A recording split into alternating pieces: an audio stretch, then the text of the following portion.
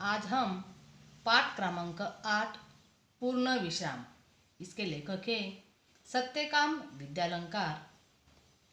इस पाठ में लेखक सत्यकाम विद्यालंकर जी ने बताया है कि आज का इंसान अपने कामकाज में इतना व्यस्त हो गया है कि उसके जीवन में विश्राम के 2 पलों का आना भी असंभव हो गया है। कभी कभी उसके जीवन में खुशी के 2 पल आते हैं, फिर भी घरेलू उलझनों के कारण वह उनका लाभ नहीं प्राप्त कर सकता है। बड़े शहरों में लोगों का जीवन ऐसा ही भागदौड़ भरा होता है और वहाँ विश्राम करने के लिए समय निकालना भी अपने आप में मुश्किल हो जाता है। बच्चों, हम देखते हैं लेखक का परिचय। इनका जन्म हुआ है 1935 लाहौर, अविभाजित भारत। इनका परिचय, आप सफल संपादक, लेखक और कवि हैं। सरल सुबोध भाषा और रोचक बोधगम्य शैली आपके लेखन की विशेषताएं हैं। लेखन व्यावहारिक है, अपने व्यक्तित्व और चरित्र निर्माण पर अधिक बल दिया है और इनकी प्रमुख कृतियाँ हैं स्वतंत्रता पूर्व चरित्र निर्माण, मानसिक शक्ति के चमत्कार, सफल जीवन, यह लेख संग्रह है। वीर सावरकर, वीर शिवाजी, सरदार पटेल, महात्मा गांधी, यह उनके जीवन चरित्र है। गद्य संबंधी प्रस्तुत हास्य व्यंग कहानी के माध्यम से कहानीकार ने यह समझाने का प्रयास किया है कि जीवन की आपाधापी में विश्राम के पल मुश्किल से ही मिलते हैं। जब कभी ऐसे अवसर मिलते भी हैं तो घरेलू उलझनों के कारण हम उन पलों का आनंद नहीं उठा पाते। बच्चों, हम पाठ को शुरुआत करते हैं। डॉक्टर ने बाह पर काला कपड़ा लपेटा और रबड़ की थैली से हवा फूंककर नाड़ी की गति देखी, फिर बोला, कुछ सीरियस नहीं है। दफ्तर से छुट्टी लेकर बाहर हो आइए, विश्राम आपको पूर्ण निरोग कर देगा। विश्राम यानी क्या? आराम। तो डॉक्टर ने पहले ही बाह पर जो काला कपड़ा था वो लपेटा और रबड़ की थैली से हवा फूंककर नाड़ी की गति देखी और फिर बोला कि कुछ सीरियस यानी गंभीर, कुछ ऐसी गंभीर बात नहीं है। आप दफ्तर से छुट्टी लेकर आइए क्योंकि आपको विश्रांति की ज़रूरत है। लेकिन विश्राम भी पूर्ण होना चाहिए। तो पत्नी बड़ी प्रसन्न हुई। और बच्चों, आपको तो पता ही है, जब अगर बाहर किधर घूमने की बात हो जाती है तो घर में औरतें बहुत प्रसन्न हो जाती हैं। तो ऐसे ही लेखक भी विश्राम करना चाहता है, दफ्तर से छुट्टी लेना चाहता है, तो उनकी पत्नी भी बहुत खुश हो जाती है। घर जाकर श्रीमती जी से कह दिया, जुहू की तैयारी कर लो, हम 2 दिन पूर्ण विश्राम करेंगे। तो ऐसे ही घर जाके अपनी पत्नी से, श्रीमती जी ने पत्नी से, लेखक ने कह दिया कि हमें 2 दिन के लिए विश्रांति करने के लिए हमें जुहू जाना है, तुम जुहू जाने की तैयारी कर लो। एक दिन बाद पूर्णिमा भी थी। चांदनी रात का मजा जुहू पर ही है। और एक दिन बाद पूर्णिमा भी थी और उस जुहू पर जाने की इस चांदनी रात में कुछ मज़ा ही और है। एक दिन पहले आधी रात से ही उन्होंने तैयारी शुरू कर दी। और बच्चों, हमें तो पता ही है, अगर हमें बाहर किधर भी घूमने जाना होता है तो हमारी जाने की तैयारियां शुरू हो जाती है। तो वैसे ही एक दिन पहले ही इन लोगों ने भी जुहू जाने की तैयारी शुरू कर दी। 2 बजे का अलार्म बेल लग गया। स्वयं वह 2 से ही पहले ही उठ बैठी और कुछ नोट करने लगी। और उनकी जो श्रीमती जी पत्नी थी 2 बजे से पहले उठ बैठी और जाना है जुहू चौपाटी पर या जुहू पर जाना है तो क्या क्या लेने का है वो सोचने लगी। श्रीमती जी ने इन सब कामों की सूची बनाकर मेरे हाथ में दी। सूची यानी क्या? इंडेक्स अनुक्रमणिका, जो भी चीज़ें इन लोगों को जुहू पर लेके जाने वाली थी उसकी श्रीमती जी ने सूची बनाई, या सब कामों की सूची बनाई और लेखक के हाथ में दे दी। गैरेज में पहुंचकर श्रीमती जी ने मोटर में हवा भरने की पिचकारी, ट्यूबवाल, रबड़ सॉल्यूशन, 1 गैलन इंजन ऑयल आदि आदि चीज़ें और भी लिखी थी। और जुहू जाने की तैयारी चल रही थी, लेकिन साथ में क्या क्या लेके जाने का उसकी तैयारियां श्रीमती जी ने की थी। तो उसमें पहले उन्होंने हवा भरने की पिचकारी, ट्यूबवाल, रबड़ सॉल्यूशन, 1 गैलन इंजन ऑयल आदि चीज़ें भी उस सूची में उन्होंने लिखी थी। दिन भर दौड़ धूप करके पायधुनी से मिश्री लाया। पायधुनी यानी भिंडी बाजार के पास मुंबई में एक स्थित जगह है, उसे पायधुनी नाम से जाना जाता है। एक मिश्री लाया गया। सुबह से शाम हो गई, मगर शाम तक 4 में से 2 खिड़कियों की चटखानियाँ भी नहीं कसी गई। और ऐसे ही पायधुनी से एक मिश्री लाया गया। सुबह से शाम हो गई, लेकिन 4 जो खिड़कियाँ थी उनके घर को, उसमें से कोई भी काम वो नहीं कर पाया। मोटर के लिए जरूरी सामान लाते लाते रात तक दिल की धड़कन दुगनी हो गई।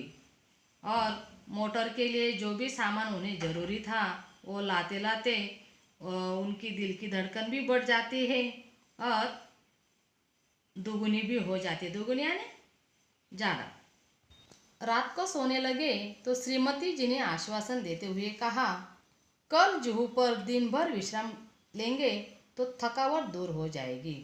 और ऐसे ही रात को सोते समय श्रीमती जी उन्हें आश्वासन देती है कि कल हम जुहू पर पूरे दिन क्या करेंगे, सिर्फ और सिर्फ आराम ही करेंगे। आराम करेंगे तो थकावट दूर हो जाएगी। श्रीमती जी ने अपने करकमलों से घड़ी की घुंडी घुमाकर अलार्म लगा दिया और खुद बाहर जाकर मोटर का पूरा मुआयना करके यह तसल्ली कर ली। मुआयना यानी निरीक्षण। तो श्रीमती जी ने अपने करकमल यानी हाथ में जो घड़ी थी इसकी घुंडी घुमाई और अलार्म लगा दिया और खुद बाहर जाकर मोटर का निरीक्षण उन्होंने किया। यह तसल्ली कर ली कि सूची में लिखा सब सामान आ गया है या नहीं। सुबह 5 बजते ही अलार्म ने शोर मचाया और उन्होंने इस बात को निश्चिंत किया कि जो कुछ भी तसल्ली यानी आश्वासन और जो कुछ भी उन्होंने सामानों की सूची बनाई थी वो सब सामान सूची के अनुसार आया है या नहीं। और सुबह 5 बजते ही उन्होंने अलार्म ने शोर मचाया। रोशनी होते न होते जुहू की तैयारी चरम सीमा पर पहुंच गई। और ऐसे ही जुहू जाने की तैयारी चल रही थी वो अभी पूरी हो गई। स्टोव को भी आज ही धोखा देना था, वह हर मिनट बुझने लगा। और घर में आपको पता है जैसे गैस रहता है ईंधन, वैसे ही स्टोव वो भी बिगड़ चुका था। और इसलिए वो श्रीमती जी कहते हैं कि इसे भी आज ही बिगड़ना था, आज ही धोखा देने का था। वह हर मिनट बुझने लगा। आधा घंटा उसमें तेल भरने दौकनी करने में चला गया। और दौकनी करने यानी हवा भरना। और ऐसे करते करते वो बार बार बूझ रहा था, हर मिनट को बूझ रहा था। लेकिन उसमें तेल भरने का, उसमें हवा भरने की, इसमें उनका आधा घंटा चल गया। आखिर चाय का प्रोग्राम स्थगित कर दिया गया और हम दत्तचित्त हो तैयारी में जुट गए। दत्तचित्त यानी ध्यानपूर्वक। और वो स्टोव भी धोखा देने के कारण उनका जो चाय बनाने का प्रोग्राम था वो भी कैंसिल हो गया। उन्होंने और वो तैयारी में ध्यानपूर्वक तैयारी में वो जुट जाते हैं। वाटरलू जाने से पहले नेपोलियन ने भी ऐसी तैयारी न की होगी। और यह लेखक कहता है कि ये जुहू पर जाने वाले थे, इतनी तैयारियां इन लोगों ने की थी, तो इतनी तैयारियां वाटरलू जाने से पहले नेपोलियन ने भी नहीं की होगी। ऐसी महत योजनाओं के संपन्न करने में हम पति पत्नी परस्पर सहयोग भावना से काम करने पर विश्वास रखते हैं। सहयोग यानी सहायता। और ऐसे कुछ भी काम या योजना जब हम करते हैं तो हम पति पत्नी एक दूसरे की सहायता करते हैं और अपने काम पर पूरा विश्वास रखते हैं। तो ऐसे ही ये पति पत्नी के बीच में एक दूसरे की सहायता करना ये उनके जीवन का मूल मंत्र है। सहयोग मन वचन कर्म इन तीनों से होता है जीवन। और वो कहते हैं कि एक दूसरे की सहायता करना, एक दूसरों के मन की देखभाल करना, वचन कर्म यानी कार्य, और इन तीनों से जुड़ा होता है हमारा जीवन। जीवन का यह मूल मंत्र मुझे भूला न था। श्रीमती जी मुझे मेरे कामों की याद दिलाने लगी और मैं उनके उपकार के बदले उनकी चिंताओं में हाथ बटाने लगा। हाथ बांटना यह मुहावरा है, इसका अर्थ है सहायता करना। और श्रीमती जी ने जो भी काम ये करने की याद दिला रही थी, उनके उपकार के बदले में वो या उनकी चिंताओं में वो उनकी सहायता करने लगे थे। मैंने याद दिलाया, पुड़ियों के साथ मिर्ची का अचार ज़रूर रख लेना। और लेखक ने जो भी इनकी तैयारियाँ या जो भी सामान की सूची इन्होंने बताई थी जो वो जू पे लेके जाने वाले थे, तो उनके साथ उन सामानों के साथ वो इन्होंने एक चीज़ की याद दिलाई। और वो कहते हैं कि पुड़ियों के साथ मिर्ची का अचार ज़रूर रख लेना। और मिर्ची का अचार भी वो साथ में लेके जाने वाले थे।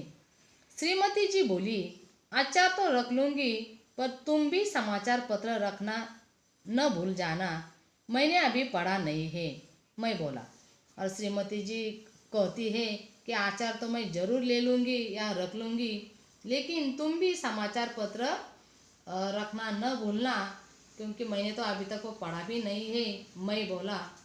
वह तो मैं रख लूँगा ही, लेकिन तुम वह गुलबंद न भूल जाना जो पिछले साल कश्मीर से लाए थे।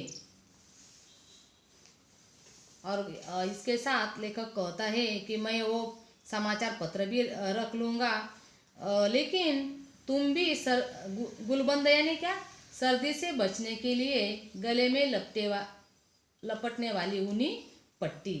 और वो कहते हैं कि वो भी तुम जो मैंने कश्मीर से पिछले साल लाई थी वो तुम भूलना मत, क्योंकि जुहू पर बड़ी सर्द हवा चलती है। और वो गुलबंद लेने के लिए भी वो उन्हें याद दिलाते हैं श्रीमती जी से, क्योंकि वो कहते हैं कि वो लेना ज़रूरी है, क्योंकि जुहू पर बड़ी सर्द हवा चलती है। तो बच्चों, हमने देखा पूर्ण विश्राम भाग 1 में हमने देखा कि लेखक अपने परिवार के साथ जुहू पर जाना चाहते हैं विश्रांति के लिए, लेकिन जुहू पे जाना तो वो तय करते हैं, लेकिन साथ में क्या क्या लेके जाने का उसकी सूची भी वो बना लेते हैं। और उसके अनुसार वो एक एक चीज़ों की याद दिलाते हैं अपनी श्रीमती जी से। दोनों एक दूसरे को क्या क्या लेके जाने का है उसकी याद दिलाते हैं। बाकी का जो है पाठ वो हम भाग 2 में कल देखेंगे। तो आज के लिए यही रुकते हैं। धन्यवाद।